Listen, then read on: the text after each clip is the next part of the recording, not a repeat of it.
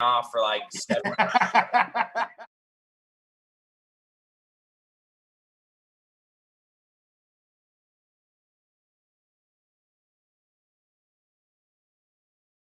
That's good.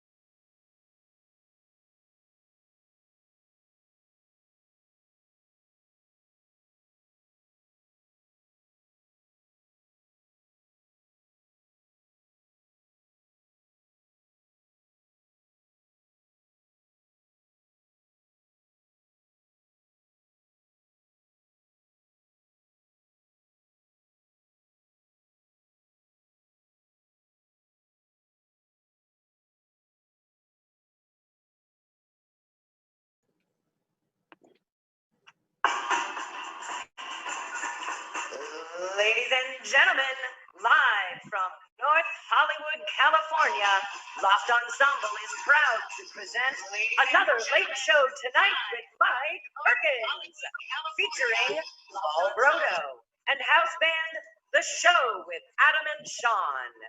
And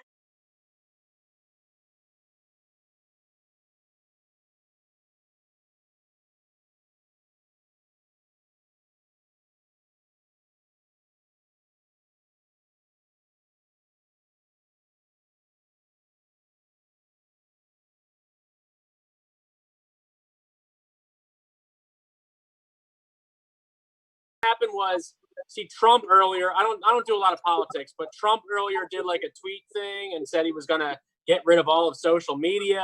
And then this is like, hey, we're not going to put this fucking show on Facebook. We're going to put it on, but we're not going to get shut down. Okay. We're going to be on YouTube, baby. And we're here. We have an amazing show. Thank you all for coming over to the YouTube and leave some comments. Tell all your friends, do your thing. We got some good people. We got a bunch of people in the YouTube. So thank you for tuning in. My name is Mike Perkins. I am the host of Another Late Show Tonight. Bam, that's the sign. Usually at Loft Ensemble. Right now, we're in your homes, guys. We're in your homes right now. I'm always with my partner in crime, Mr. Paul Brodo. Give it up for him. Hey, yo. My man, Mr. Paul Brodo. Woo. And also our amazing house band, The Show with Adam and Sean. Give it up for them. Yeah, just me. It's just me. Sean. See, this is what happened. See, we were social distancing the other day. Me, Sean, and Adam were hanging out 6 feet away, and Sean's a magician, and he ended up turning Adam into a rabbit. So Adam's a rabbit now, and his wife has been texting me like crazy looking for him. Mm-hmm. I haven't said a word yet. So I don't know what to do with it. Maybe at the end of the show he can turn back into a real person. But this is Adam, so sipping on some rosé. Beautiful voice. You guys ready to get the show started? Are you ready for it? I've been ready. See, what's cool is like regular comedy shows usually start very late, and you guys were sitting in the lobby waiting for this show to happen. So we're gonna start it. And here's some current events, guys. You guys ready for some current events? I'm ready. Ready? Let's hear them. So a new study has found that bacteria found in athletes' poop might be able to boost sports performance. Yeah. Isn't that awesome? So as if the jocks bullying me in high school wasn't enough, years later I still have to eat their shit. So You're a scat man. the fuck, man. Jesus. This too, according to a new poll, many students are afraid that the virus may now alter their entire college experience. Yeah. As a result, Sally Mae said not to worry. They would still be more than happy to give them a huge amount of lifelong debt. So I'm going to give you the debt, okay? Take it off. I just paid off my student loans. It was great. It took me 10 years. Yep. Just paid him off. Congratulations. Yeah, I love it. But you know what's funny? Everything else raised up, so I didn't save. I didn't save money. Everything else raised, so didn't raise it. This is a story that happened too. A man in India has been accused of murdering his wife by throwing a cobra on her while she was sleeping. And it wasn't his first attempt because he allegedly put a viper in her room months before. What was that argument that they had to kill his wife with a cobra? You know what I mean? Like, do the fucking dishes? I'll do the fucking dishes. You want me to do the fucking dishes? I'll be back. And then he attempted and did it again. So it's like she was like, "Where'd this snake come from? Is that a viper?" He's like, "I don't know where it came from." Like, what the fuck? You kidding me? Man, that's not couples goals. That's not hashtag couples goals, guys. It's not. It's not. This was cool. Chris, you'll love this one. The Philadelphia Eagles are offering free wedding ceremonies at their stadium for frontline workers and couples who had their weddings canceled because of the COVID-19. It's cool, right? Because nothing says till death do us part more than $9 hot dogs. Will you marry me? Let's get a slice first, okay? I want a Lorenzo slice. It's actually funny too, because being an Eagles fan is also considered being a frontline worker. So I don't. Eagles! They're always frontline, baby. They're frontline. Always the Eagles. This was in the thing too. People are now playing virtual escape rooms on Zoom during lockdown. Yeah. At least that's what you call every family meeting that leads to politics. So. What's that? What's that, Uncle Craig? Okay, great. Okay, yeah. I'm just going to assume it. Okay, yeah. Trump, what? Okay, cool. Yeah, he fucked up our live stream 45 minutes ago. I get it. That's what I'm fucking up. Okay, so the Zoom's over. It was announced that Pier 1 Imports will close down all of its stores for good. Yeah, when asked about this situation, the CEO stated, "It's really unfortunate, and no, this article is not from 1997. I really haven't seen a Pier 1 Imports, I think, since I was like 12 years old. You guys with me on this one? I think there's still one in Jersey, or there was. I haven't seen. There's one by like Deffert Mall, and it was never. No one was ever there. It was just like the sign was there. Same business. It was crazy. And this happened too. A Domino's delivery guy was fired for cursing out two teenagers that didn't leave a tip on his credit card receipt. Yeah. I'm just happy my video from 2007 finally went viral, you know. You know what pisses me off about this article is that, you know, during the coronavirus, like, if you're getting food delivered, you should tip your fucking employee, like tip them like 50%. You know what I mean? Like, I have not left my house. Like, I've been getting groceries delivered too. And like, I tipped them like $30 for just to get like some fucking tacos. You know what I mean? I was just like, you're bringing me the tacos, I'm going to tip you that much, you know?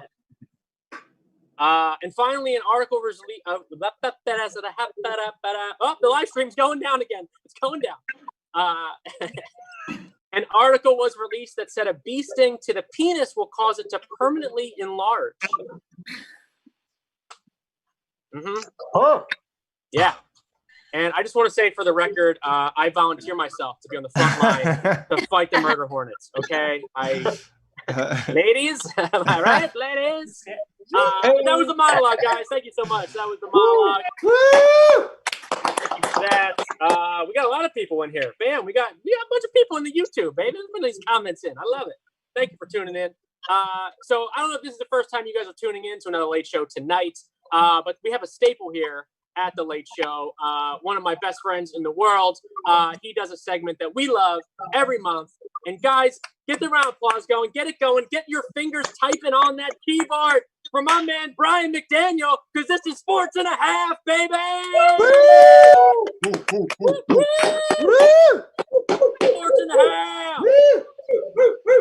Sports and a Half! Sports and a Half! Sports and a Half! Sports and a Half! You're going to show me sometime. I'll keep yelling until you do. Sports and a Half! Yeah, Sports and a Half! Sports and a Half! or maybe never. Maybe this will just be audio. Am I blocked? No, I'm You're good. All right. Yeah, Good. so All right. Okay, cool. Okay, sports and a half. So there's one rule to sports and a half. You don't have to know anything about sports and a half or sports. The only rule is this. You have to let your emotions be known. If you feel good about something, you go, woo! If you feel bad about something, you go, boo! If you feel like giving something a golf clap, you're not feeling hard enough. Harder. Think less. Yeah. Yeah. Woo! Sports and a half. Woo! Sports and a half. Go. That's what I'm talking about. Okay, there was actually some real sports on TV this last weekend. Tiger Woods and Phil Mickelson played golf. Yeah, it was Tiger versus Phil. Phil Mickelson played with Tom Brady, and Tiger Woods played with Peyton Manning. It was the most watched golf event in history. Yeah, it's proving that golf is most successful when it's at least half football.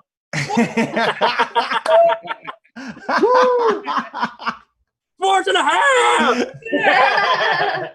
It also raised the question, why are there any other professional golfers? Here's Tiger Woods and Phil Mickelson. Really? That's all that. Okay, once a month, we can let the Irish guy do his thing. Sure. Throw a mulligan or whatever. Crank up the fucking U2 and let Conor McGregor do naked cartwheels and drink a Guinness out of a leprechaun's asshole. But that's it. The rest of the time, Tiger Woods, Phil Mickelson, sports and a half. Sports and a half. Sports and a half. Sports and a half. All right, this is a little bit more serious. New York Giants cornerback DeAndre Baker has been arrested for robbery. He's arrested for robbery.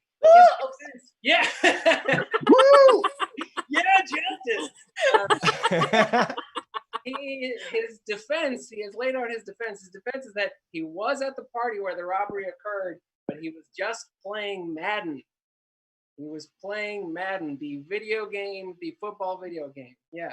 Prosecutors said, oh, that actually might hold up, until he claimed he was playing as the New York Giants. And they're like, no. Loser! Sports and a half! Sports and a half.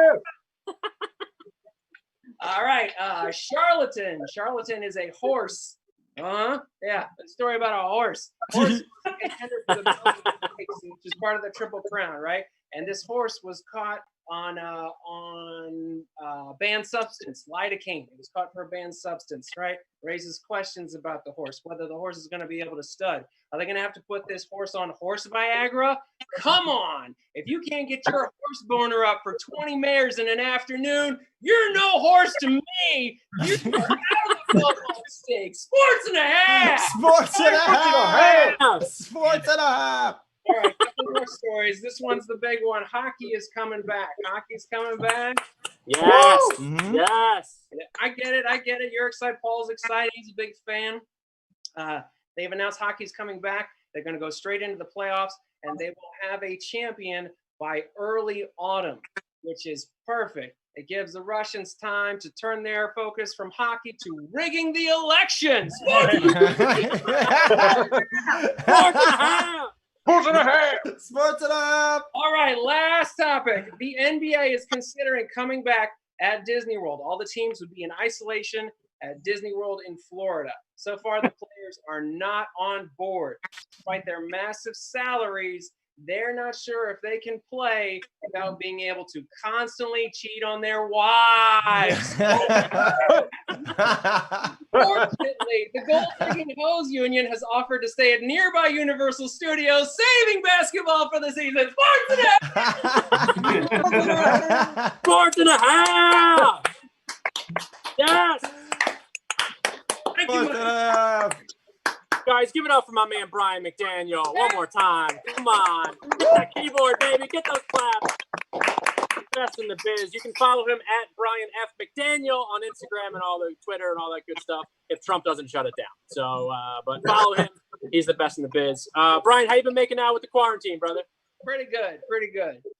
You know, they've started putting like trick shots on Sports Center. Like, it's just the sports is bad. I'm looking at the stories. They're like, this guy in Arkansas has a big yard and he rolls basketballs around. It's like, that's not a story. I can't wait till those playoffs, though. You know what I mean? Just him and his neighbor. Great. I love it. Guys, one more time, Brian McDaniel. I love you, buddy. You're the man. Thank you so much. Well, since Adam is a bunny rabbit, like I said before, Sean Dury is an actual magician, guys. He does magic, and this is a segment that we like to call This Magic Moment with Sean Dury. Yes.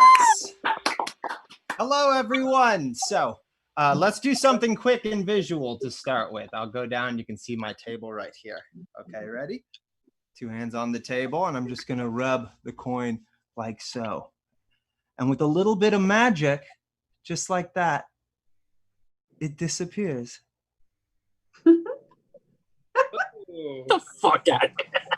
Now, that's a good start. We've done a little something visual to get you going because you're like, you need something quick. So you're like, okay, this guy's not so bad. So now we're going to go on to a card trick, but not a full deck of cards, just 6 cards. 6 different cards you can see there. The cards don't matter, though, because what I've noticed is cards don't really matter to people. They're not really important to people. What does matter is that I can pick your card and find it again, the right card out of any of these. But since cards don't matter right now, we got to get something that matters. So something that matters to everybody are numbers. Everybody likes numbers. They have values. And so watch. We're going to take all 6 of our cards and put them onto our little magical 6 numbers here. And Mike, you're going to have to help me. I got you. Okay. You're going to get us started. We haven't worked anything out, have we, though? Just, everything is above board. I haven't worked anything out with you before we started. No idea. Yes, we have. So you see 1, 2, 3, 4, 5, 6. Just keep thinking 1, 2, 3, 4, 5, 6. 1, 2, 3, 4, 5, 6. Okay. Now pick one of them. One of those numbers. Mike, you got one? I got one. Okay, go ahead. Which one did you pick? You can tell me. 5. You picked number 5 right here.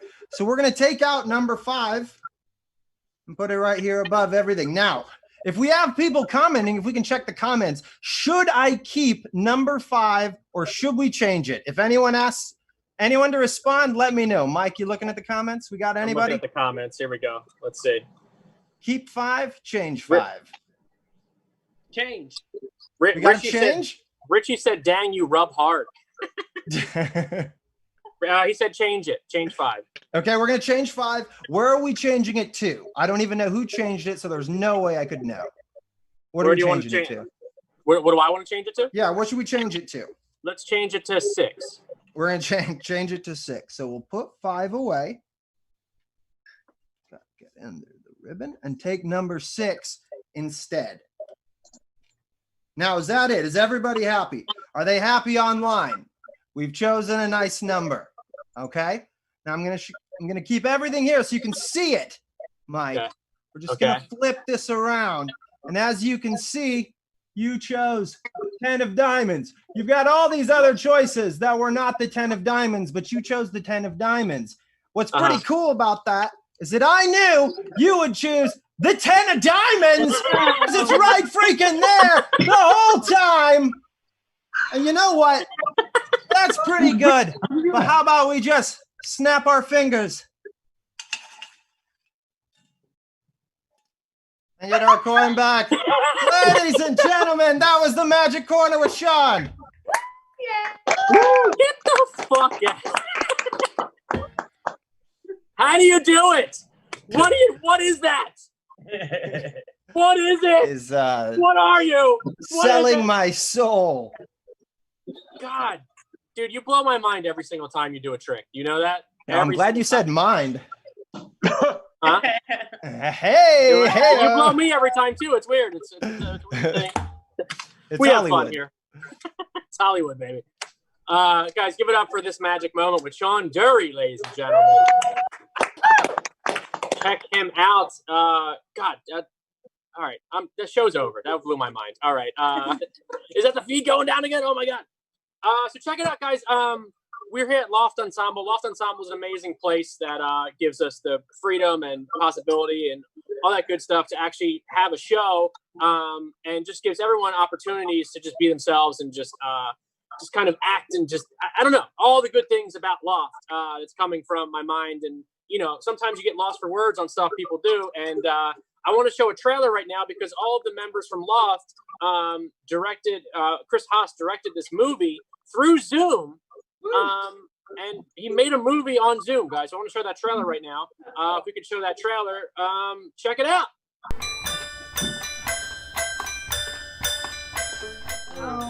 Is this thing on? Can you see me? Is this thing on? I click a fucking link and there you are. There you are, my love. Hey, you. What? Nice to see you, too. It's the end of times. I don't need pleasantries. I need a reliable income. What do you want? No need to be lonely. You can just come and see me. I can't. Yes, you can. It's not safe. There's this guy, though. He's like totally fucking in love with me. I love that. I love when guys are like so fucking in love. You should come quarantine with me. I'm set in Philly. I don't want to do this again. We never did this in the first place. You just fucking left. Apparently, taking people's orders at Burger King is still an essential job. Who knew? Come at me, COVID. I mean, Yeah, the name of your Zoom room's ridiculous. Don't say Zoom room. Greetings from New York, the city that is dying by the sea. Well, don't just say you love me. This is my fucking plan. He has a fucking plan. Roxanne, I have been thinking about you all fucking day. why did I even agree to Zoom? I have got to stop Zooming. Well, I have to accept that people aren't going to stop acting like people.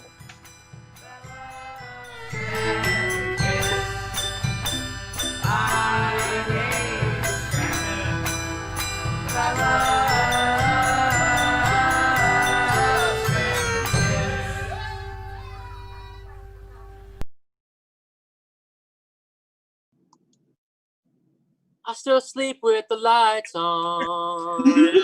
I still sleep with the lights on. Guys, that was temporary like a virus, which is, you guys are on YouTube right now watching this show. So after it's done, you'll watch the whole flick on YouTube. We're here right now. We have the entire cast, well, not the entire cast and crew, but some of the cast and crew and the director and producer of Temporary Like a Virus. So guys, give it up for Chris, Melissa, Max, Anna, and Katie. Give it up. Chris, I want to ask you, dude, where did this all come from? Did you already have this kind of in your mind that you want to do, or was it just something that you thought of like right when quarantine happened? I mean, what was the whole process of it? It was about 3 weeks in. I was already writing a play. So the first week of quarantine, I was focused on writing this play. And then I didn't even really mind quarantine because I just had all this time to work. And then the second week, I got just drunk for about 7 days straight. And then at the beginning of the third week, as I was vomiting on the sidewalk, I thought, I gotta find something else to do. So I thought, what if I wrote a Zoom thing? And the worst case scenario is it sucks.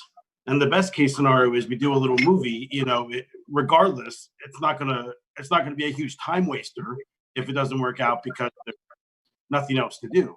So I wrote it really quickly and casted it, and I still didn't necessarily think it was gonna work, but after the first table read, it was kind of clear that we had something here. So we went through with it.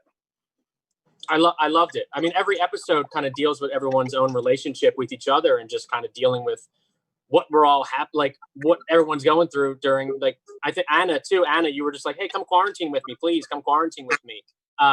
It's just like that kind of couples that aren't together. Like you and Melissa have been quarantined together. This is Melissa, Chris's fiance, that helped produce the show, the movie. Melissa, how hard was it to produce like the Zoom show? I mean, getting shit together and just, I mean, you've been marketing like crazy. Yeah. That's what's different about this project is that we definitely put all of our effort into marketing to the right places. It was difficult to like deal with schedules and basically communicating with cast and getting things promoted that way. Yeah. I think it really worked out because people are home and they can all find a character that they relate with, which is great. Oh yeah. Dance was incredible in it too. Dance, he just popped in. There was that, not to spoiler alerts, but like he just like pops into one Zoom call. He's like, "What's up, motherfucker?" You know, it's just like, dude, what are you doing right now? Like, how did you get in this room? You know, which is like I mean, that's kind of like a fear of mine, like in a Zoom room with someone and someone just pops in randomly, like they were doing like in the beginning of when Zoom first like happened. You know what I mean? Just getting like heckled and stuff. But I mean, what was it? Chris, what was it like too? And I want you guys to chime in too. Like, what was it like acting like away from each other? You know, like how was it like directing people that you're far away from, Chris? Well, I'll let them answer in just a sec. From my perspective, usually the first time we would do it, the first run through would be a little weird, and actors on each side would be like, "That was strange." You know, and usually by the third or fourth rehearsal, we kind of pick it up. And usually I would do the fifth or sixth take. Because the thing about actors is that they're so, and this cast is just incredible. Oh, yeah. That the actors do what's asked of them. So in some cases, they're asked to perform in a mall or perform at a kid's birthday party, or perform, naked, or perform, outside while. I hate getting naked every performance I always do. They always tell me to get naked. It's weird. So after about like the third or fourth take, my actors just kind of realized, oh, we're just being asked to perform through a screen right now, and they sort of picked it up. But I'll let them answer what it was. That was my angle from directing. Yeah. So guys, Max, what was it like your experience? I mean, you had a lot of emotional scenes in there too, where you're kind of dealing with, I think you were dealing with two relationships in this too, right? Like you're kind of when you were dealing with Paige, like you were just trying to, just connect with her and she just wouldn't have it. You know what I mean? Yeah, no, I mean, I think that for me, one of the things that I really like about the medium itself is that it sort of cuts away all the bullshit of acting in a way. Like there are little things you notice here and there, but I think the main focus of it is just like you don't have to do too much because you're all on Zoom and everything's so small and it's all one shot. So most of the stuff you're doing is like eye work and like just sitting around because like there's nothing, like you can't talk to anybody, and sometimes there's a lag and sometimes that plays into it. So there are actually situations where like they would be like, hey, there's a little bit of a lag. So start speaking before the other person's line is done. So even though you're supposed to be like listening and talking about stuff with people, you find yourself like having to stop listening and pretend like you heard the rest of the line so that you don't have to deal with the lag and deal with stuff like that. But there are little things like that. But I think it really, once you stop thinking about it too much and instead just like pretended like you're doing what this is weird and uncomfortable and like kind of odd, while also being, super real and vulnerable, which is why, it lends itself. And I think a lot of theater actors and a lot of the people that we work with do primarily theater stuff at this moment. And so like, it's the exact opposite of what they're used to. Instead of like you play to an entire room, you're playing to one person in this little fucking camera. Yeah. Now, Anna, how did you feel with the whole process of everything?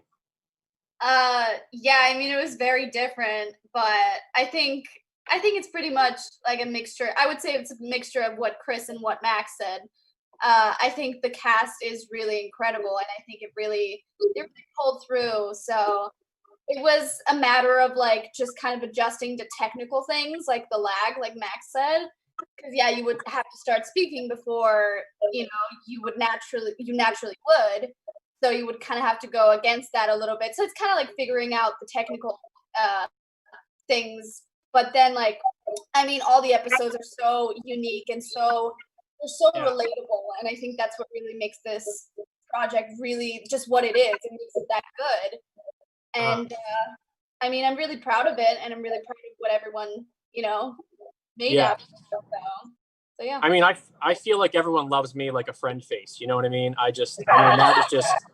That's just who I'm like. I'm your friend on Zoom. This is great. This is fucking no one else is here. This is fucking awesome. And there was one line I love too. I mean, Chris, everything that you write is just like the lines are just so memorable.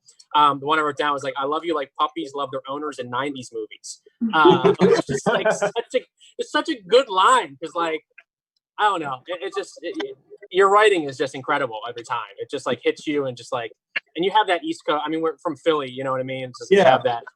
You have that Well, Kevin Smith-esque type of thing. Sure. It was interesting because when I give myself a week to write something. You know, like, and I'll do an outline and I'll write this amount this night and I'll write this amount this night. But when I sat down to write this, I wrote chapters 1, 2, and 3 in just one sitting. And I was like, wow, that really came out. And I think it was because I didn't have to worry about stage directions or camera angles or plot, you know, the things that you need to make a cohesive piece of art that I just don't even care about because I'm just obsessed with dialogue and hearing people talk to each other. So having all those things taken away, I was able to just focus on the writing. And because I knew people were kind of free, I could work with whoever I wanted. So I worked with Albie, who played Peter, who is an old friend I grew up with in Pennsylvania, who I haven't worked with in years because he's on the East Coast. And I was able to write for Max and, and Anna and Katie, who, I know the way they talk and I know, how they're going to sound. So, I appreciate the compliments on the writing, but so much of it is the acting, just knowing the right people to write. I mean, Katie, where you at? Get in here, Katie. Where are you? Katie, where are you?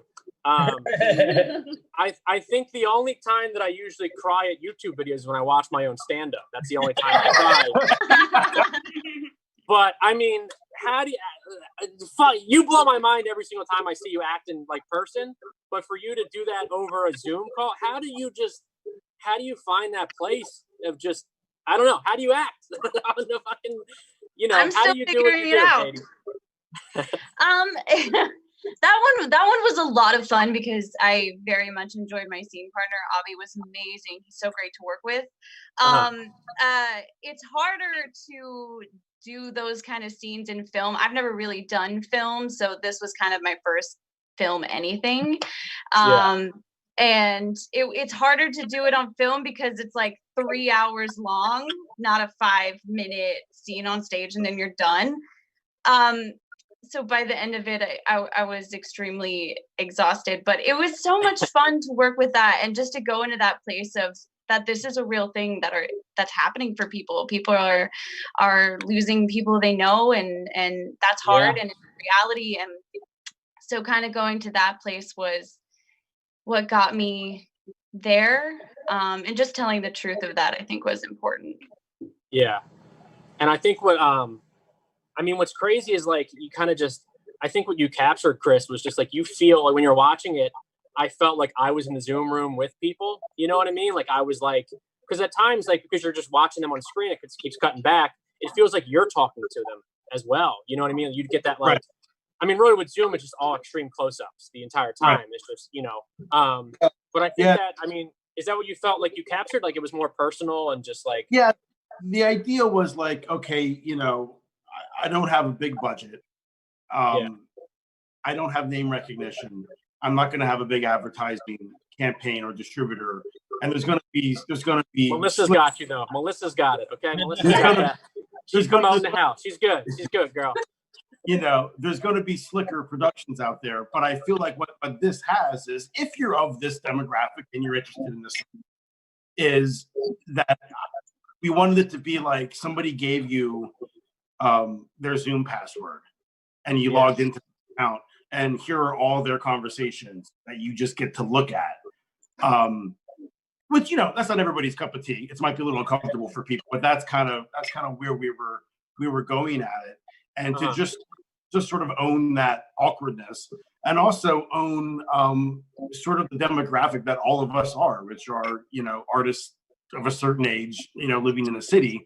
And I sort of thought, I'm going to lean into that, because I don't know the perspective of an older person going through this. I don't know the perspective of a frontline worker. My thought goes to, it's like, oh, there's the middle of a crisis. What's happening? The first thing I think of is like, what are fuck buddies doing right now? They still fuck? Do they know each other well? That's where my mind goes. And I was like, what I know. What are they doing? Call me. What are they doing? Call me. What are they doing? Right. What are they doing right now? Comment on the YouTube, fuck buddies. Okay, what are we doing? Well, I mean, guys, thank you so much for coming on the show and talking about this. And I mean, I looked it up too, but I think you guys did like Guinness Book of World Records thing where that was like the first like internet movie made, maybe, or first, like, I mean, it's got to be the first Zoom one, but like, you made an entire movie just through the internet. I mean, that's got to be. I mean, look at Guinness Book of World Records, guys. Okay, because it's come on, that's it. And everyone at home, thank you for tuning into them and check out Temporary Like a Virus on YouTube. You're already on YouTube, so check it out. So give it up one more time for the casting crew of Temporary Like a Virus. Woo! Paul, how you doing, man? You doing okay over there, Paul? Yeah, I'm doing pretty good. You hanging out? I'm hanging in there, just like everyone else is. Okay, I like it. Spend a lot of time online. Yeah, doing a lot of online stuff. Yeah, watching YouTube. Temporary Like a Virus was fucking amazing. Definitely go watch it. One thing that I do is on social media, I watch people share articles all the time about all sorts of things, and it's great. One of my favorite things seeing is people try to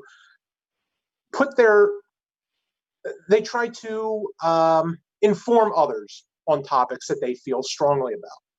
And it's great, but the biggest issue is that a lot of the times people don't fucking read the article that they're sharing. And so the point that they're trying to make just ends up making them look like an idiot because the headline is just, it's meant to get views and the actual article says something very different. And so I just spent a lot of my time reading that shit, Mike, because there's nothing else for me to do. Guys, this has been a real talk moment with Paul Brodo.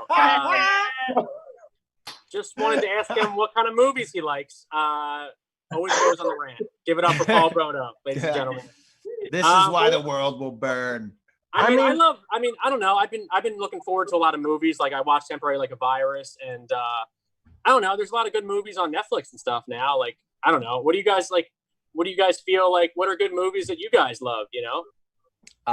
I watched the entire season 2 of Jack Ryan in one evening. Okay. I recommend on Netflix A Christmas Prince, and then there's also A Christmas Prince, The Royal Wedding, and then there's also The Christmas Prince, The Royal Baby. No. The Royal King? It's 3 A Christmas Prince movies. He's not just a prince, Mike. He's a Christmas prince. Wait, which snack did you eat while watching all 3 of these? I just masturbated the whole time. Oh, shit. It's called lady porn. Well, wait, who's that? Wait, who's in the? Did someone just pop in the Zoom right now?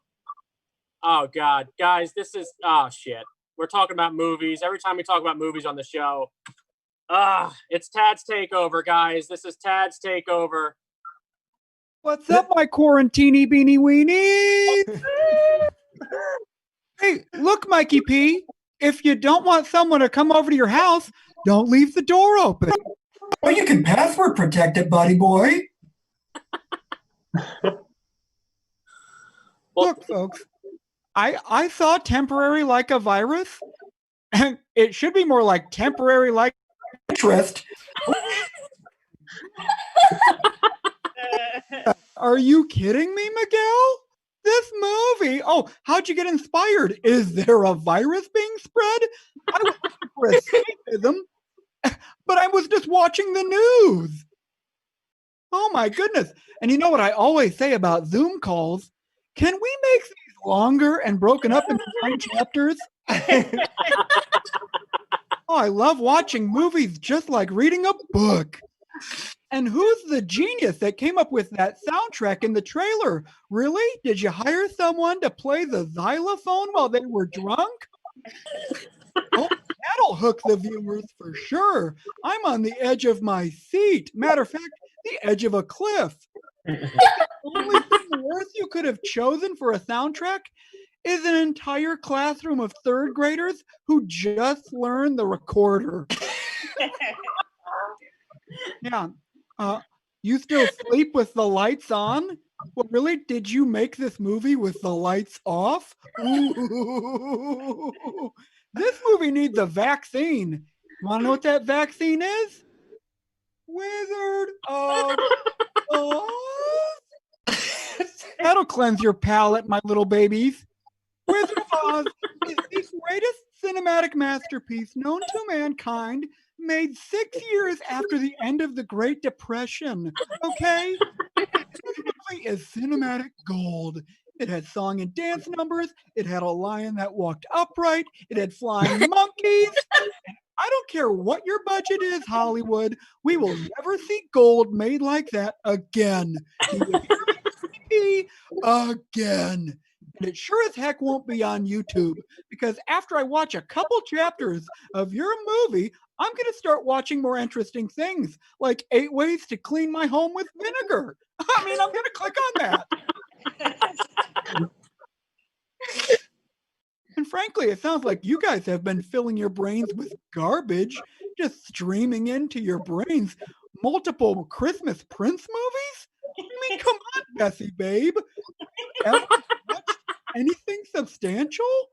Why don't you just open up your purse and cash a check, draining your entire bank account and throw it into the garbage or burn it? Honestly, better do that than support these Prince movies. Ew. And Sean, you're watching Jack Ryan? Nobody wants to see Jim from The Office go to the gym a couple times and say, "Well, son, I'm an action hero because I'm not doing this to camera every 5 seconds." Oh, yeah. What should I watch instead? I don't know. A little thing I'd like to call Wizard. You can watch it on VHS. You can watch it on Laserdisc. You can watch it on Blu-ray. You can watch it on DVD. Watch the behind-the-scenes featurettes. Your mind will be blown. You've just been eating off of the menu the whole time, buddy. Whatever's on the menu is what you eat. Ew, you're filling yourself with a Big Mac thinking that that's food when Wizard of Oz is a filet mignon of movies. Cut into it, buddy boy. Have a side dish of mashed potatoes. Oh, it will go down so every time. Ooh. What do you think of you've been watching Narcos on Netflix, Tad? Narcos? Are you serious? Another movie about drugs? Michael, how dare you support Pablo Escobar and all of his escapades? Honestly, what would your parents think about this? Are you supporting drug mules? No, Miguel, no. I don't want to escape to a world that's worse than the one I live in. Come on. You're going to use that money to make wonderful movies like Wizard of Oz. There were no song and dance numbers. There was no positive upbeat message. I mean, was there even a dog in there that could act half as good as Toto? Because I don't know. Maybe a stray. But he didn't get any substantial scenes or close-ups. No, thank you, Narcos. We had Matthew Henry on the YouTube comments say Road Trip is his favorite movie. Road Trip with Tom Green? My goodness, get over yourself. This movie is awful. Road Trip. I mean, come on, what is this, like early to mid 2000s garbage that you're putting inside your body? It's not good at all. Road Trip, while they were on their trip, they should have stopped by and maybe picked up a substantial screenplay at a drive-through. Wage worker could have written it on a napkin to go, and it would have been better than Road Trip. Honestly, the only thing lazier than making a 9-chapter YouTube movie is making one about a road trip, because it pretty much says, "Oh, I just give up on any plot." It makes Temporary Like a Virus look like Casablanca. I don't like either, but at least it's a little less crappy. But Tad, isn't The Wizard of Oz about a road trip? It's not about a road trip. Sean, hey, I need you to park your high horse.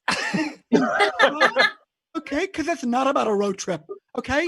It's about a journey that a little girl takes in her mind, but it is so real to her that it appears in Technicolor, which was very advanced for the time. No CGI used whatsoever. Those were real monkeys actually trained to fly, okay? Those were real fires that were thrown at the scarecrow that burned his legs off. Those were real munchkins dancing around eating nothing but candy. I mean, that's as real as it gets. They didn't hop into some car and drive away into the mid-2000s to be forgotten in our brains, except for Matthew Henry's mind, because he must have plenty of room in there for nothing. Guys, this has been Tad's Takeover. Give it up for Tad. You're all welcome. Can somebody please get me a pillow so I can rest my case on it?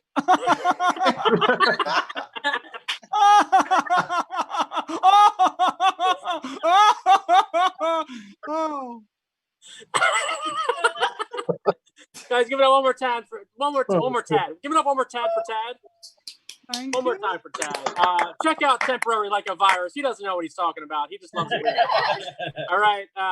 Watch it and make sure you watch Wizard of Oz at least once a week, just for him. So guys, we have sponsors here on Another Late Show tonight, and we want to show a video right now from one of our sponsors. So check it out. Joey. You know, you make us a lot of money. I can't doubt that. You run a fine establishment. We get to do our business. You get to do your business. Yada, yada, yada. Everyone's happy. You know, but do you understand when I say the term clean energy? Yeah, Jimmy. I understand. It's about minimizing carbon footprints and all that good stuff, yeah. He's a smart guy. Carbon footprints. There's also other factors to it. I mean, I'm not a big scientific guy, but I know the ozone layer's all messed up and stuff. But we can all do our part to help keep our Mother Earth living. Now, one thing that I know I do is I always turn the lights off when I leave. No, Jimmy. No, I didn't leave the lights on. I swear I didn't leave the lights on. Just once that it was a long day. I just forgot once. I didn't mean anything by it. You just forgot. I mean, I don't know. Tony Toothpick, whenever you leave the house, you turn the lights off? Every time. Every time he turns the lights off. So what made you forget? Just a long day. Just a long day. Just a long day. We all have long days, do we not, Tony Toothpick? Longest days. Now, what I've had a long day of pondering over is, what are we supposed to do about this? You could put up a note. Leave a note by the light switch, by the door, that says, remember to turn the lights off. I'll do it. I think one reminder that I always leave for myself is ask Tony Toothpick what to do. Tony Toothpick, what should we do about it?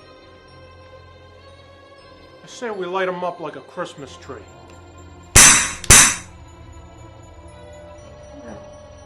Come on.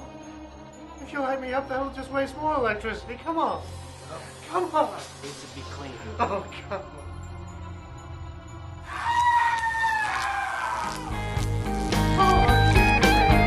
This has been a public service announcement from the Los Angeles Department of Water and Power. Please help us conserve. Thank you. This has been a public service announcement from the Los Angeles Department of Water and Power. Please help us conserve. Thank you. Guys, make sure you're conserving, okay? Make sure you conserve your energy. It's the most important thing in this time. And, you know, do the, wait, I'm doing double duty. Oh, geez. Oh, God. I was watching myself on the YouTubes. I'm sorry. Keep commenting. Yep. What do you love? You guys ready for your special musical guest of the night? Yeah. You guys ready for your special musical guest of the night? I love this girl. She performs all over the place. She was just in the Southland Comedy Festival, one of the featured comedians. Guys, get the round of applause going. Get it going. Start typing your keyboards, everything. Give it up for Emily Browning. Oh my God, thank you. Thank you. This is not working. It makes me feel safe. Hello. I'm so happy. That was not you're good, Mike, at that like soprano shit. Like I need to calm down a little bit, you know what I'm saying? You're reminding me of my uncles. Sean, you were so good. The way you rubbed that coin, I would let you make me disappear.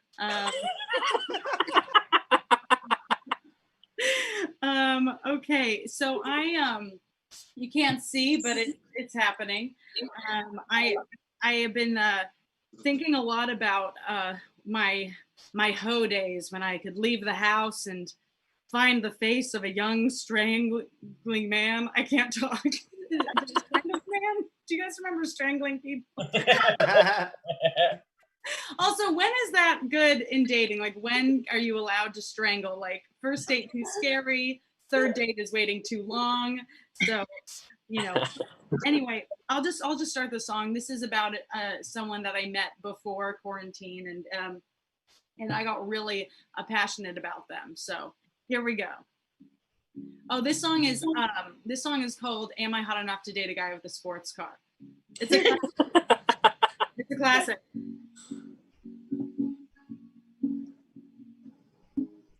I know. I go hard.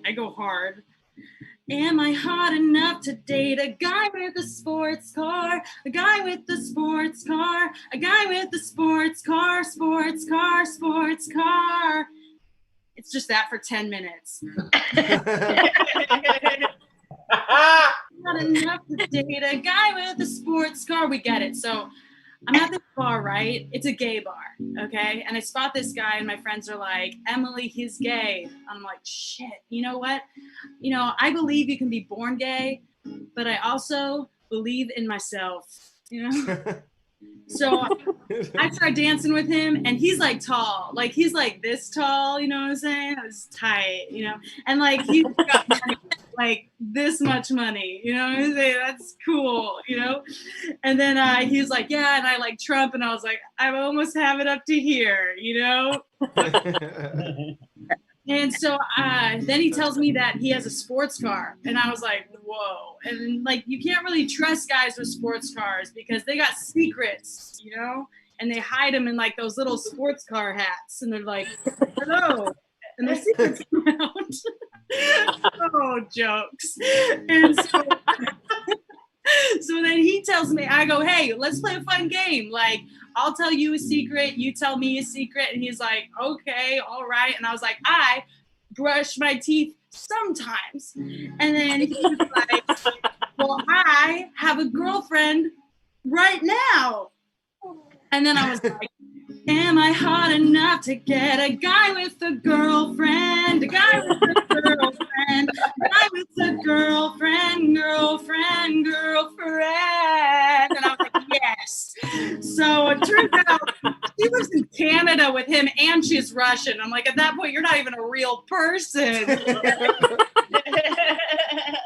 So I was Facebook stalking him one day, and he'd be in pictures with her, and I would like take her picture, put my face in, post it, and my aunt would be like, you look happy, And but then I kept scrolling on their Facebook one day, and I noticed that they were like holding like this tiny 1-year-old child.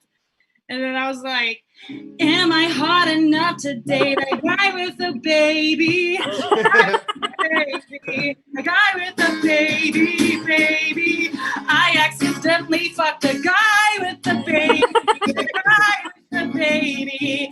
I can't believe it. You know that feeling when you're a dad and you hold your daughter for the first time, and it seems like the stars aligned and your life purpose just happened, and then you go and fuck a 27-year-old comedian who lives with a roommate and doesn't have a job, and you're like, yeah, equal feelings. I guess I'm hot.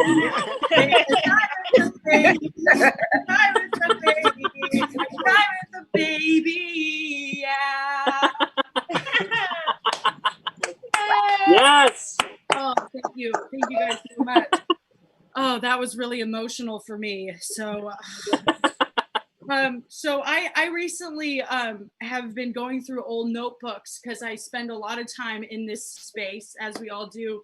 And I found this notebook that I opened, and it's full of all these songs that I wrote from ages like 10 to 13, and they're all about Nelson Mills, all of them.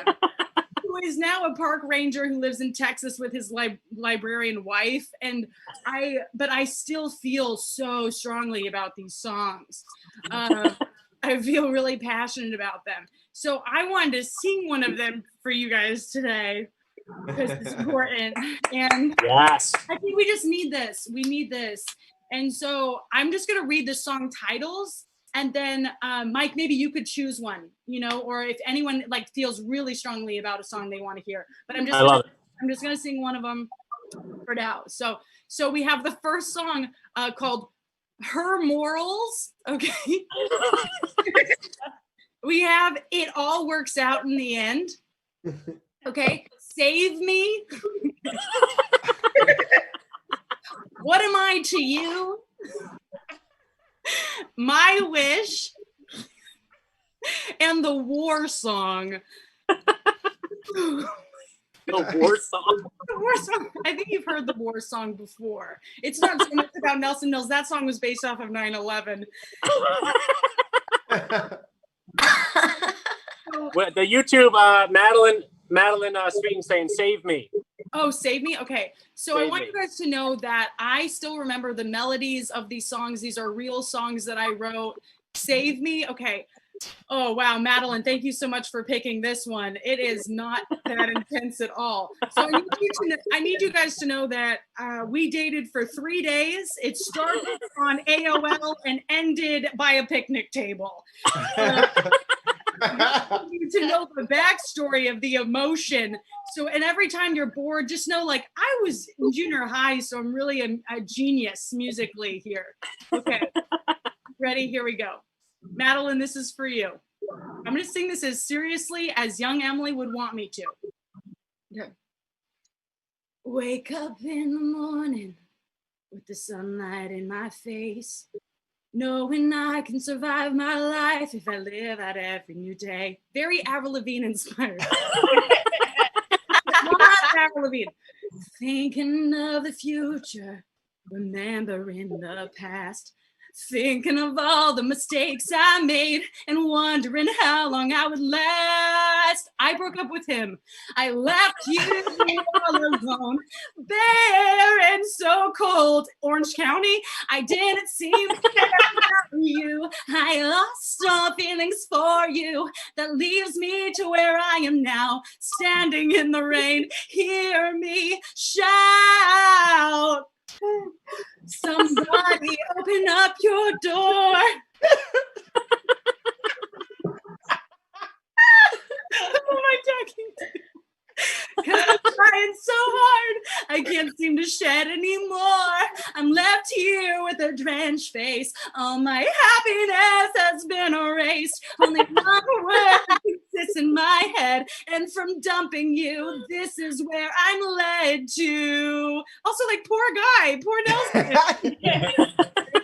I have fallen many times before, but never have I fallen so hard on the floor.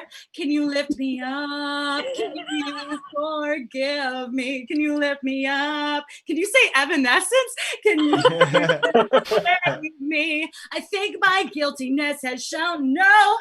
I am outside, dressed in my clothes. I really understood song structure. Watching you like fire with everyone knows the cutest girl ever. Why are you so happy together? Why are you happy? I'll beg on my knees. I'll even go lower if you please. Total never been kissed. Knowing you're with her, I can't bear. Just come into my arms so I know you're there. I think my guiltiness has shown no. Because I left you all alone. I have fallen. Can you see the music video? Many times. Never have I fallen so hard on the floor. Can you lift me up? I have like eyeliner, just like, can you forgive me? Can you lift me up? Can you save me? Repeat twice. Can you lift me up? Can you forgive me? Can you lift me up? Can you save me? Can you save me? Just save me. Yay!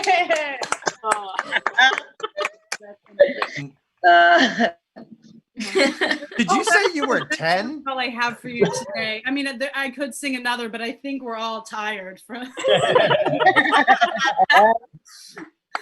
Yeah. So we Was got that that album coming out soon.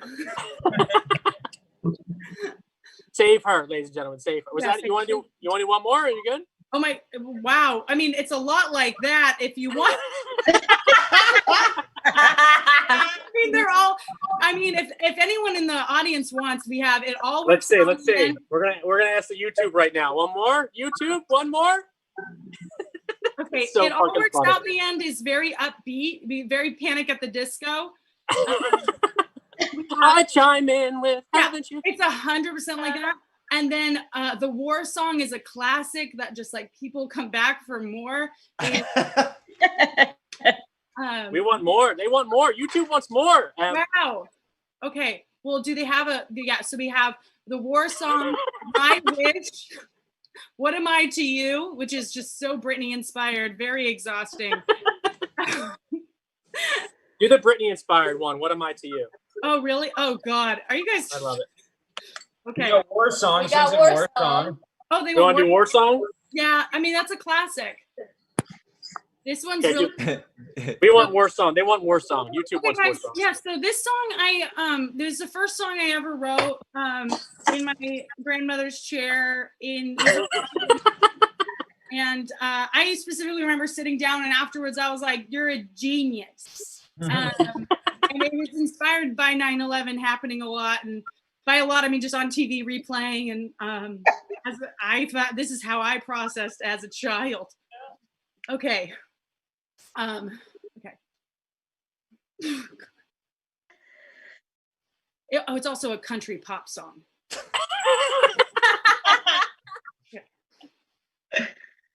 Standing in her driveway, watching Daddy kiss her mom. The mother starts crying. The daughter doesn't know what's wrong. Father leans over, kisses the daughter on the cheek. The little girl asks, "Daddy, will you be home next week?" He sways his head from side to side. He tells the girl, "I love you, goodbye." She watches the Hummer, because that's like an army car. As it drives past, she turns to her mother. Yes. Where is Daddy going? It's that big man. The mother turns and says, "He's going to Iraq and Iran."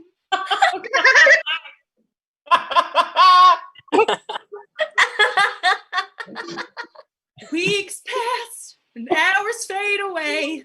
Minutes go by slowly as the memory of Daddy still stays. Every day the mother looks out the window, seeing if her one and only shall return. Months go by and the memory of Daddy still burns. Oh, where did my Daddy go? Please, mother, tell me. And the mother did tell her with her soul and heart why her daddy had to leave her and break the family apart. He's fighting for this country. He's fighting for you and me. He's fighting for this nation. His name will go down in history.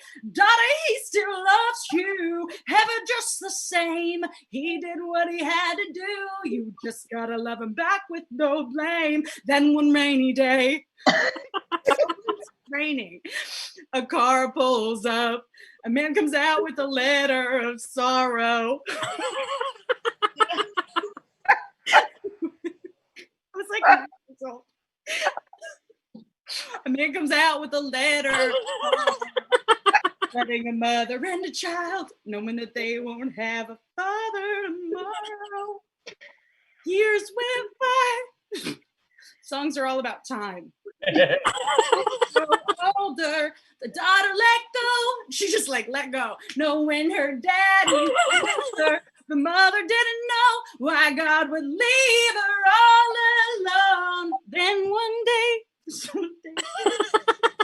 the mother looks out the window, the stars fire out, and with a miserable voice she shouts. See the story? Where did my husband go? Please, daughter, tell me. I'm sure you know.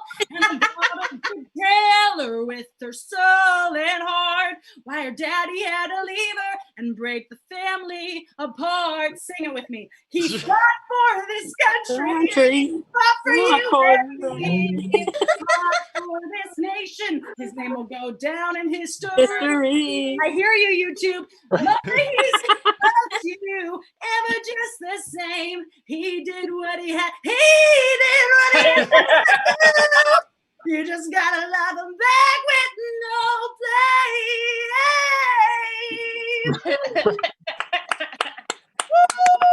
Ladies and gentlemen, Emily Browning. Woo. Maddie on the YouTube said you're the voice of our generation. And you really are, Em. You really are the voice of our generation. Thank you for having me, guys, for enduring. Like it's I'm sweating so much. Well, thanks for coming on the show. You're incredible. I've been wanting to have you on the show forever now, and now we're in Zoom, which I get to talk to you through Zoom. And you get to sing those beautiful lyrics. Every time you want me to come back, I got so many more. I love it. So, well, you said you wrote those when you were 10. Was that always the dream to like be a singer when you were a kid, like a songwriter? I mean, I loved it. I did it. I didn't tell anybody. I just wrote these songs about Nelson. I would sing them to my brother and be like, "Who wrote this? Avril Lavigne or me?" And then I would sing the song, and he'd be like, "Avril Lavigne." I'd be like, "No, please see, that was me. I wrote it." So my younger brother's like the only person who's heard like all of these. So I'm now like wanting to produce them because they're just so fun. Like they're so like, fun. I just wanted to be like a wife or like a therapist or something. Like I didn't know like comedy or songwriting was a thing, you know, back then. Yeah. In those days. I love it. Your little brother's like, "You didn't write Skater Boy." You're like, "I thought about it." I did. I totally did. People were like, "You're like Taylor Swift." And I was like, "I was before Taylor Swift." Well, when did comedy come in? I mean, that's one thing I love about your comedy. Emily does stand up, by the way, too, guys. She doesn't just sing. She acts. She does stand up. She does everything. You're like, oh, thank God she does other things.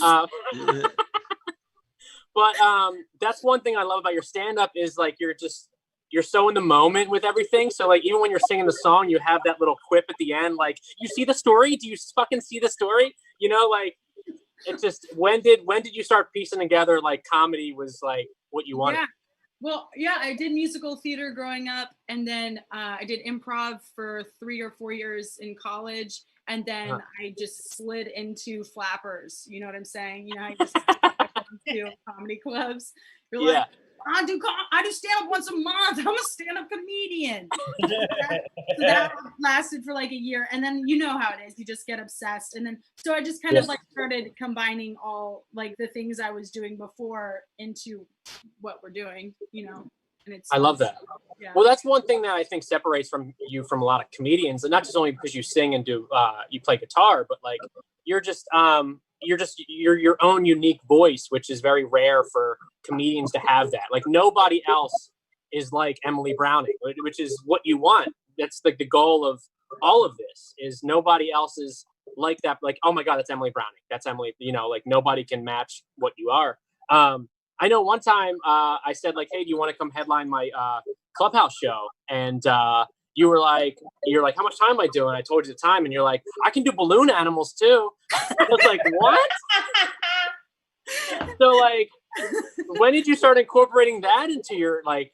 When people were like, "Can you do 30 minutes?" I'm like, "Yeah, if I fucking use balloon animals too." Like, oh, I have to kill 10 minutes. Writing's hard, my friend.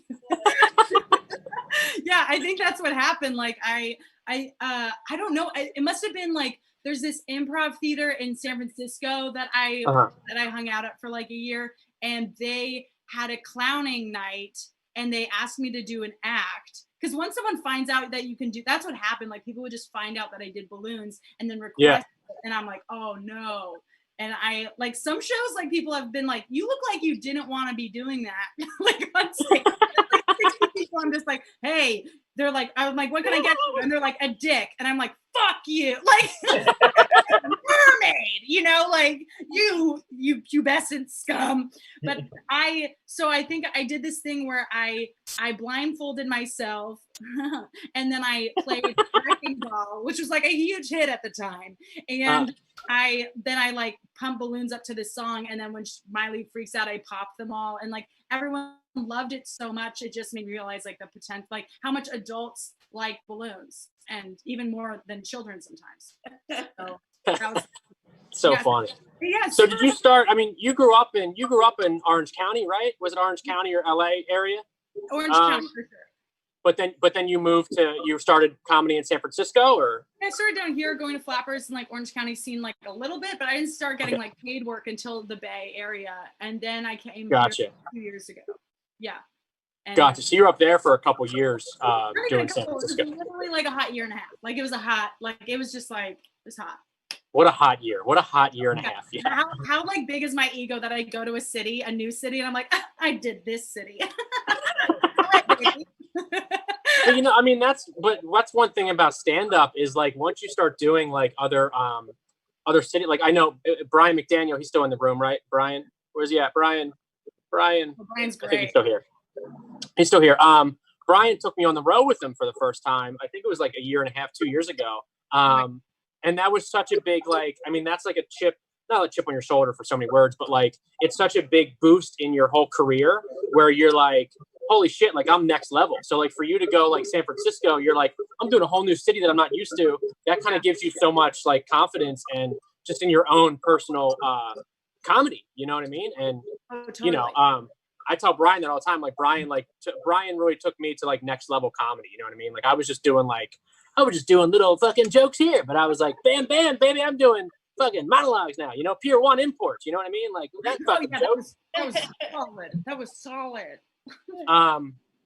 But that's what I love. I mean, I've seen you so much where like, I remember seeing you you just did the Southland Comedy Festival also, which was a huge deal. That was so fun. You were so great. I left my guitar in the car because sometimes I think I use my songs as a crutch to give everyone a backstory. And Mike, the whole show was like, do you need me to run to your car to get your guitar? I can do it. And guess what, guys? He did. He ran to the car, he got my guitar, and then I go to him, I go, I'm not going to use it. And then I just sat there. I sat there on the side of the stage with your guitar the entire time. And it was just like, okay. Like, I'm not even her boyfriend. I don't know. I'm getting literally nothing out of this. I just like your guitar. It's fine. It's cool. It's cool. Well, speaking of relationships, what a good segue. Look at this segue. Speaking of relationships, you do this awesome podcast called Making Love and Growing Up. It's true. It's true. Where did that all come about? Like, and do you have some like relationship advice for all the YouTubers right now? I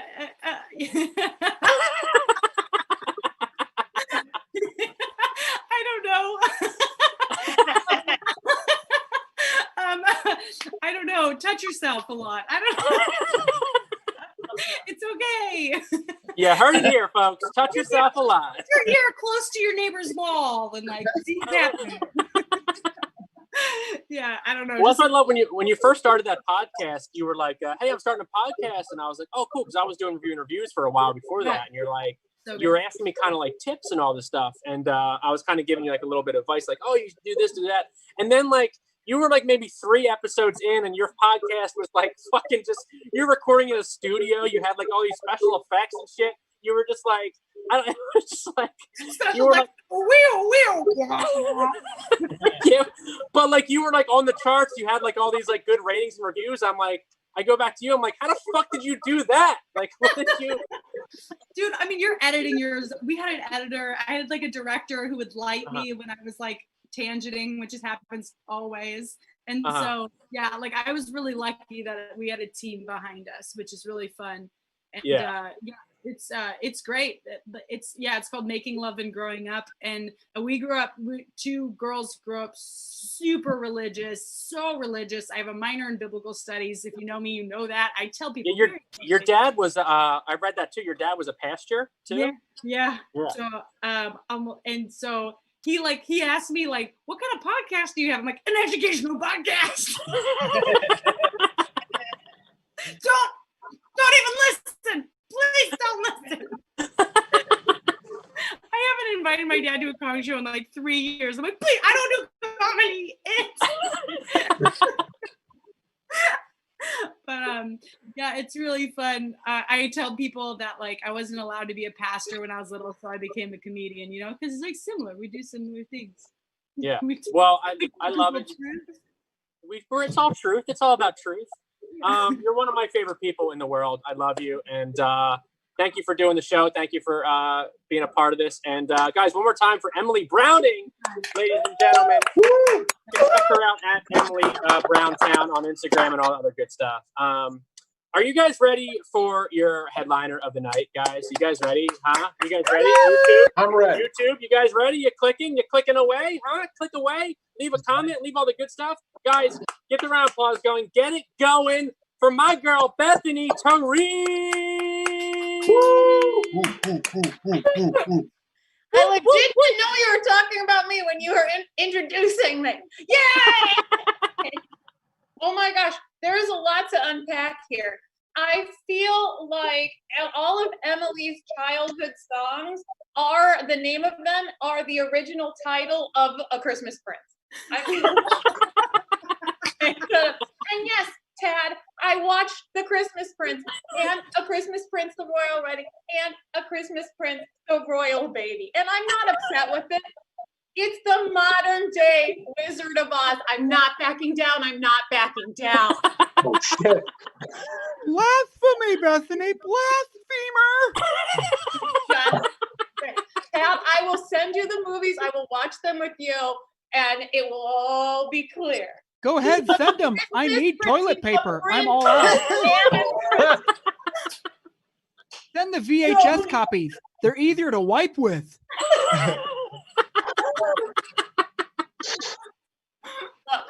Tad, we both have a vagina. You know we'll both like them. You don't know what's down here. That's not fair at all. I think we can make an assumption. That's not fair. Okay. All right. Here's the other thing. Emily's war song, is that what's called? War song, is really reminding me of this musical I did when I first came to LA. It was these people from Ojai. They wrote this musical about all different religions, and I will never forget the chorus of the title song, and I'm going to do it for you. It has choreography, so I'm going to kind of do the choreography. All right, here it goes. Christians and Muslims and Jews. What is it? Something agnostics, Hindus. We all live together, sharing this planet, sisters and brothers. Thank you. That was it. Somebody wrote that. It was at the Ricardo Montalban Theater. That happened. Okay. Am I doing stand-up? Whatever. I don't know. Coronavirus. It's the coronavirus. I'm not getting it, you guys. I am not getting the coronavirus. Do you know what I'm going to get? I'm going to get the Bud Light virus because I'm an American. That's it. We're all watching weird stuff. Yes, we're watching weird stuff. A Christmas Prince. I just watched the Disney sing-along. Well, I watched all of them actually. The Disney sing-alongs. Yes, I watched them. Do I have a child? No. I watched them in their entirety and sang along. But here's the thing: Disney princesses confuse me a little bit. You know, I'm empowered, but I still kind of sound like a whore. It's confusing to me. Because really, seriously, doesn't that voice sound really close to like the voice they use in porn? You know? It's like, I just want to have legs so I can walk on land. Oh yeah. Oh yeah. Yeah. It's just very close to the porn voice. I just don't feel like as a princess that empowers me or represents me. I want like Disney princesses to be like the lead, like is like some chick from Medford, Oregon. She's like she makes stuff with her hands. She's an alto, you know. Let it go, let it go. That's who I want to represent me. I don't have kids, and I've been with my man for 11 years. I don't have kids, and people always, thank you, Mike Perkins. Fuck kids. I love them, but no, I don't have them. And people always say to me, like, they're always like, you're gonna change your mind someday. Okay, all right, someday, you guys, the ship has sailed. The ovaries have left the belt. I don't know. There's no more time left. I mean, I guess I look like a spring chicken. That's an illusion. There is no more time left. And I understand that people have kids later in life. I get that. But I know I personally have 3 eggs left. That is it. One is named Forrest. One is already on Ritalin, and one just meows. I don't have any more time, you know. And there's a follow-up joke to this about I don't want to hold your baby, but you know, social distancing really took care of that for me. Freaking keep your baby 6 feet away. What else have I been thinking about? So I suffer from some mental illnesses. That's another set. But a new one in the coronavirus. There's a new one. I got a new one that popped up because of the coronavirus. I have an extreme case of OCD. One of the things I do in my OCD is I'll bleach door handles repeatedly, even though nothing has touched them in the meantime. like OCD is like super weird because it makes you do stuff over and over again, even though it doesn't increase the effectiveness of what you're doing at all. Like it's like women who like take a positive pregnancy test and then take 7 more. You're fucking pregnant, bitch. You're pregnant. It doesn't change. The answer's not changing. The test didn't change. It's not changing. I'm reading a lot of. I'm getting riled up. I'm getting hot under this. Like I have got the circle light, and it's very. I gotta fix my lighting situation because I got the circle light on Amazon for $19.99. It's not. Emily, you've got a good lighting situation. I don't know what's happening. I'm reading a lot of vampire fiction during the quarantine because I would like to emerge from this quarantine a full cat lady. But I'm really going for. I don't know. I do read a lot, but I think about vampires. All right, guys. Who that I can talk to? Who would be a vampire? Or who at home? Who would be a vampire? Yes. I would be a vampire. Who would choose vampire? Tad, would you choose vampire? I wouldn't choose a vampire if my life depended on it, you Twilight freak. Tad, I feel like we're in a fight, but I also feel like there's a lot of like tension. It's not sexual, but it's something. Something. Take out that butter knife. Let's cut it. What? No vampire. Mike Perkins, would you be a vampire? Oh, I would be like Eric from True Blood. Hell yeah. Oh yeah. Who would be a vampire? We got Brian. Brian said he would be a vampire. Yeah, I would do. You're my people. You guys are my people. I would totally choose vampire. I am. You know what's great? Because I think about vampires a lot. All right. So here's the thing. It'd be hard to be a vampire and be a stand-up comedian. Because like you'd keep like messing up, you'd keep accidentally doing jokes from other time periods, you know? What did the lawyer say to those Salem witches? Ah, you burned! Like you just screw it up. No, there's another time period. But now everybody's doing like so many filters on like their faces and like you can make yourself young, you can make yourself old, you can make yourself age, you can make yourself be anything. And I think that is wonderful because now vampires can finally go on Instagram and age themselves. All right. I have more stuff about vampires. Okay, so here we go. I've got some vampire impressions because they do think about vampires a lot. So here's just some impressions. We'll use that term lightly. How I think of people who, if they were vampires. Okay, the first one is, and I'm gonna go until you cut me off, Mike. Okay, the first one is Barack Obama. That's right. Barack Obama, if he was a vampire.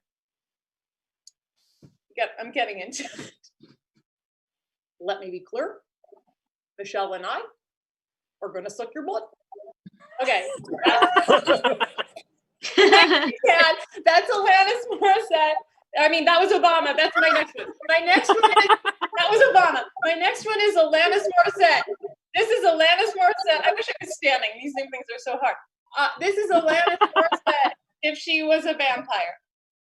Well, I'm her remind you that I am gonna suck your blood.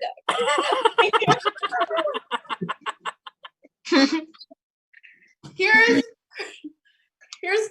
some I just started today. Here's Kermit the Frog if he were a vampire. Why are there so many ways I can suck your blood? Okay. That's Kermit. Here's Miley Cyrus. This is a new one. Just lower your expectations. Miley Cyrus, if she were a vampire. She's always kind of serious. Jolene, Jolene, Jolene, Jolene. I really want to suck your blood. Okay, that's Miley.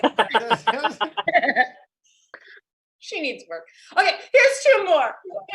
Here's Eliza Doolittle from My Fair Lady. If she was a vampire. I'm standing ready. All I want is a room somewhere where I can suck your blood. Thank you. Okay. Let me think if I have any more before I do the final one. More music. I was trying to do Shakira, but it's okay. Here's Nicki Minaj. I want to suck your blood. Oh, I want to suck your blood. Okay. I'm telling you, this is a work in progress. Okay, here's my last vampire impression. This is Macy Gray if she were a vampire. Try to walk away, but I stumble. Though I try to hide it, it's there. I really want to suck your blood. Okay. Thank you. Thank you. Those are my vampire impressions. You are very kind. You're very kind. All right. I'll leave you with one more joke, I think. I'm drinking rosé. Is it obvious? Weird shows. American Idol. This is my last joke. Because we're singing a lot. Let's sing. American Idol. They forged on even through anybody watched it on Zoom. They did Zoom American Idol. Nothing can keep American Idol down, which means I will be able to do this joke forever. Because here's the thing. I could win on American Idol because I figured it out. All you have to do is take any song in the entire universe and put some vocal runs and then a big long note at the end, and it will win on American Idol. Somebody put it in the text box, or you, whatever, somebody put write down or shout out a song that I know. A moment like this, Kelly Clarkson. A moment like this. Okay, right. Moment like this. Vocal runs. Big long note at the end. Winning. Did I mention it's winning American Idol song? Here we go. This is my microphone. So it's like Bob Barker. Okay. I'm aging myself with that record. Whatever. You, Bob Barker. Okay. Big long note. A moment. A moment. A moment. Love.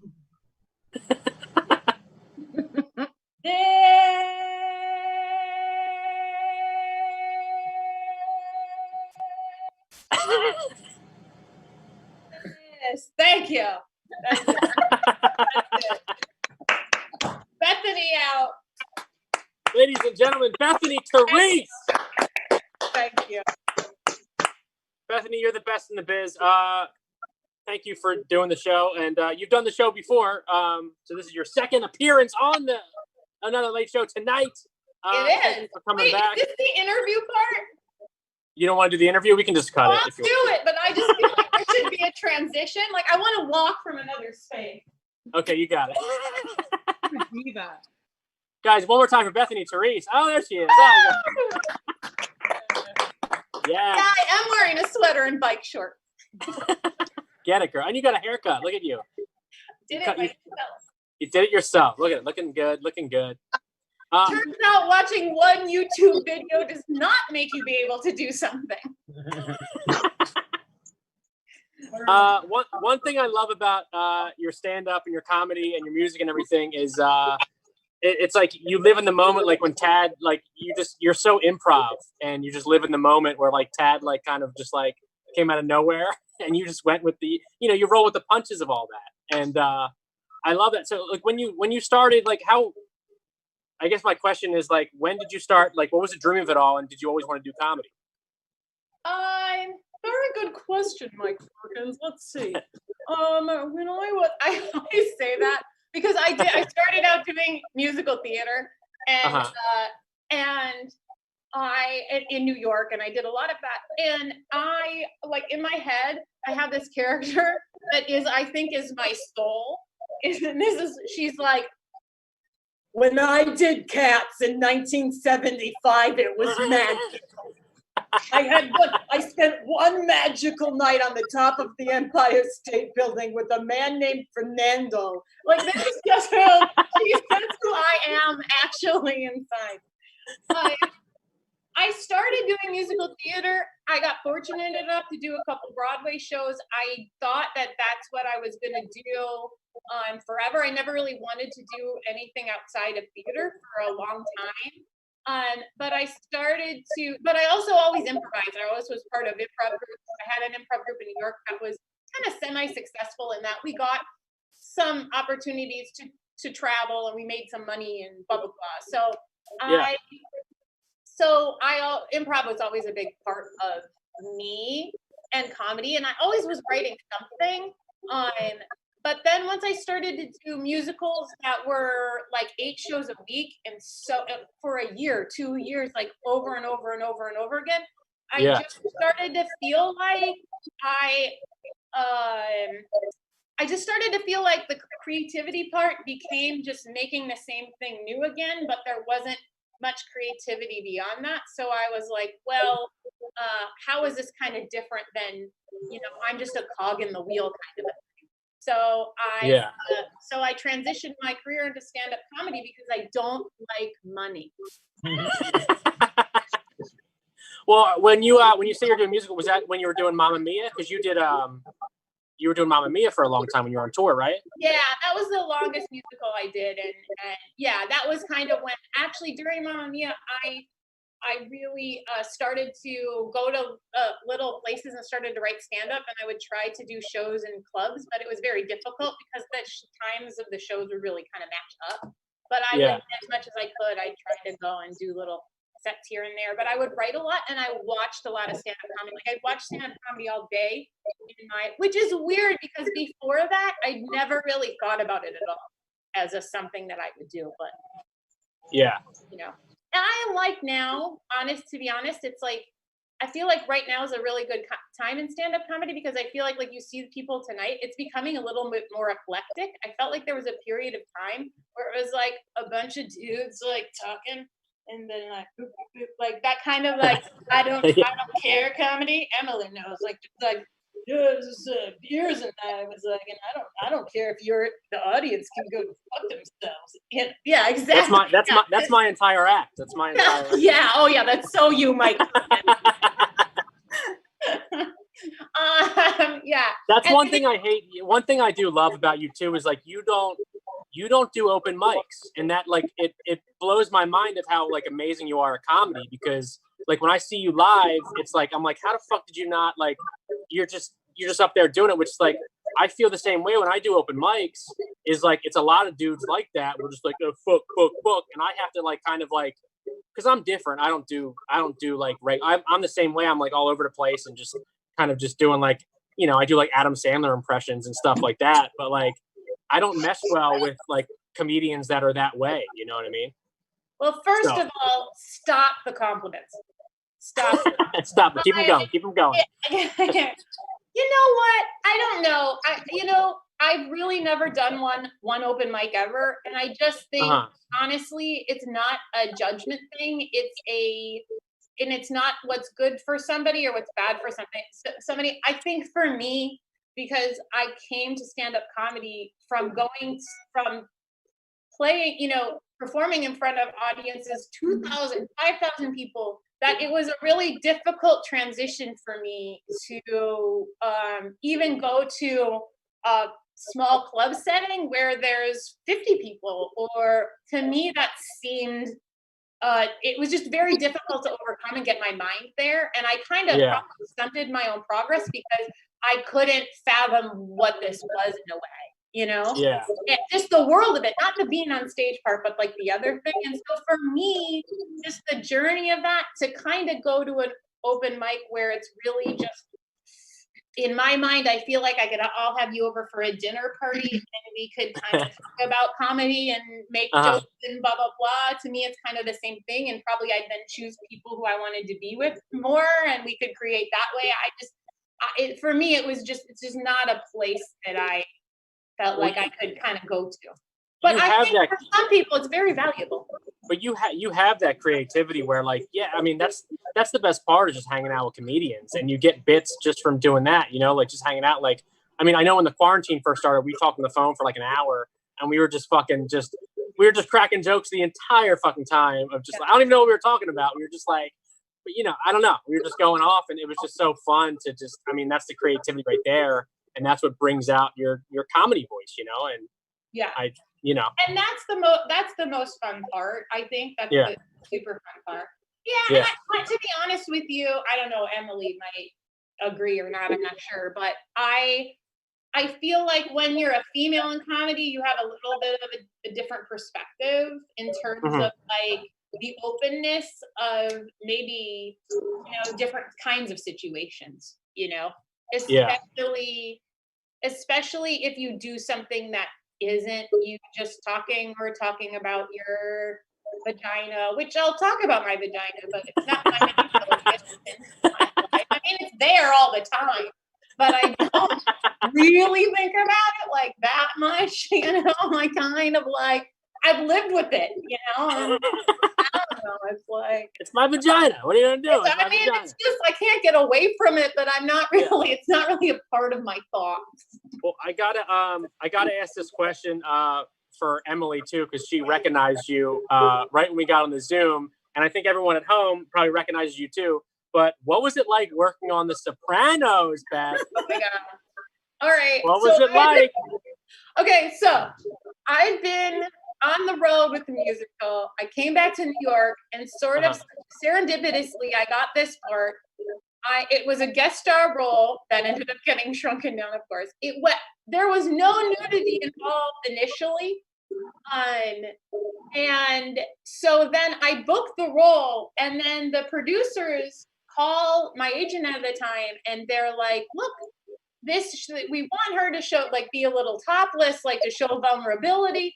And I, like, had always had this, like, feminine thing in my mind where I was like, if guys can take their shirts off at beaches, why can't girls take their shirts off at beach? So I kind of, like, to me, I was like, yeah, it wasn't a sexual scene. That probably wasn't harder for me. And so it was just like, so I was like, yeah, sure, whatever. And I keep saying this, but all women, this is for you, Emily, show your young boobs on television. When you get older, you will desperately want to see your young boobs. So,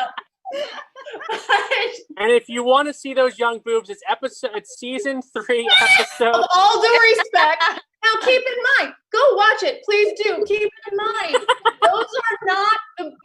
It's not going to be violating to me because those are not the boobs I have now.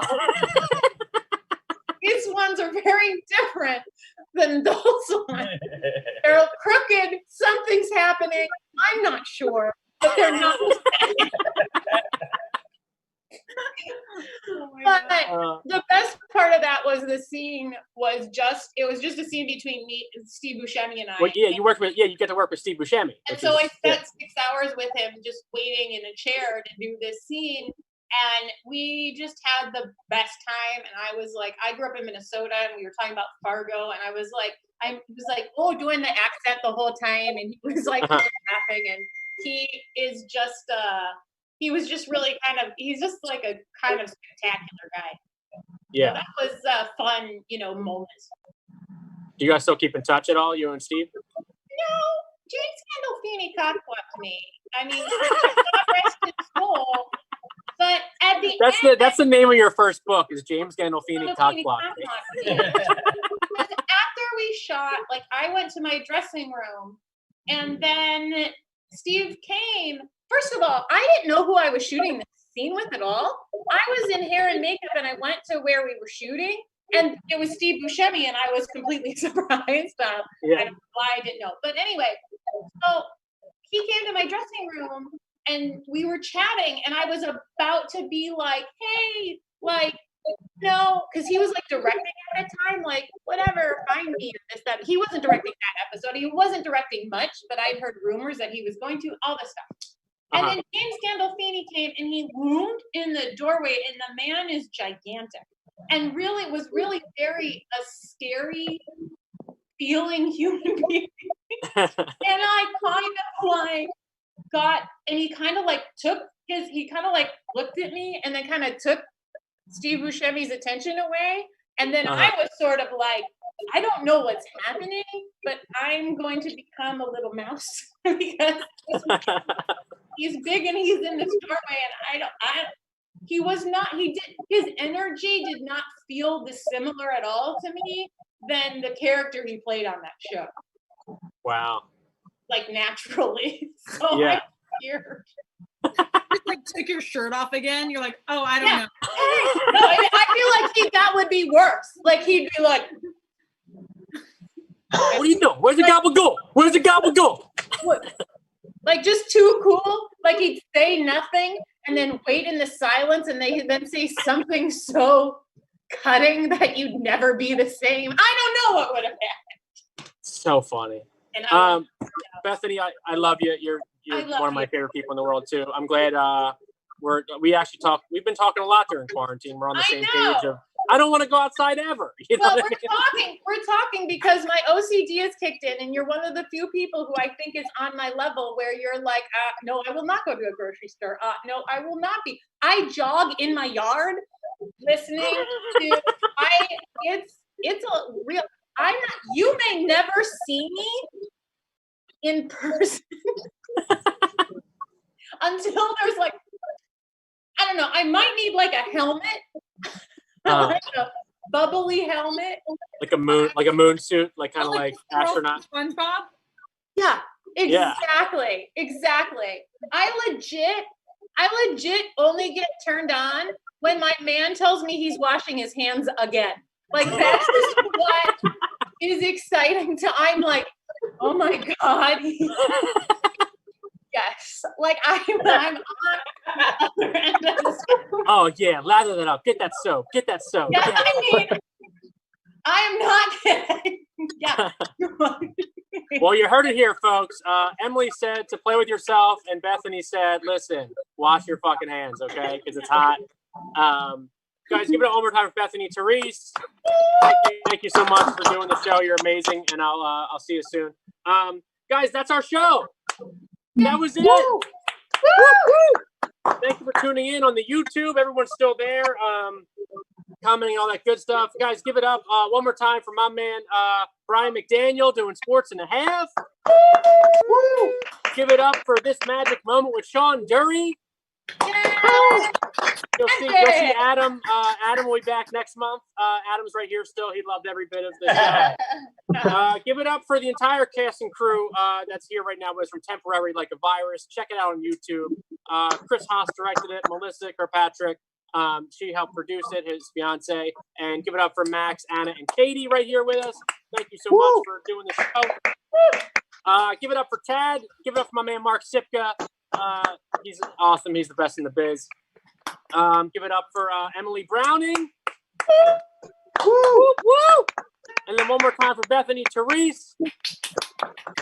Bree Pavey for directing us during all this thing. Give it up for Bree Pavey behind the scenes. I think Ben's somewhere there too. And my partner in crime, Mr. Paul Brodo, with some real talk. Mr. Paul Brodo. My name has been Mike Perkins. Thank you so much for tuning into the show, checking out, sharing it, and going through our little loophole of Facebook not fucking working, and then we have to go on YouTube. But now you can check it out on YouTube and tell all your friends about it. So thank you so much for checking out, and we'll see you guys next month. Support everybody, follow everybody, donate to Loft Ensemble if you can. If you have anything, Loft Ensemble, Venmo, because they give us the opportunity to do this, and they're amazing. And they're the best in the biz. So thank you so much for tuning in, and we love you guys. Thank you. Bye. Bye. You're the best. Thank you.